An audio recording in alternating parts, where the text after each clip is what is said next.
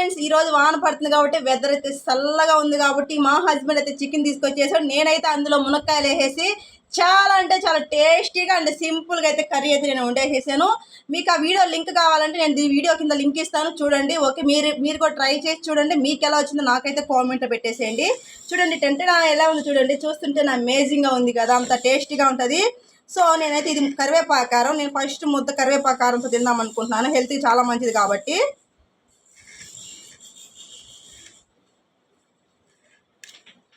స్కిన్కి, హెయిర్కి, హైట్కి చాలా మంచిది కరివేపాకారం అనేది.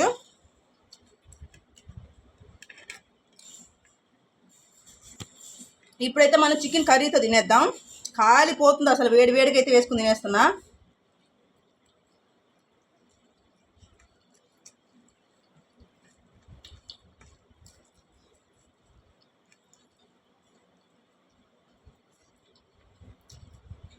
నాకు ఇష్టమైన గుండెకాయ అండి.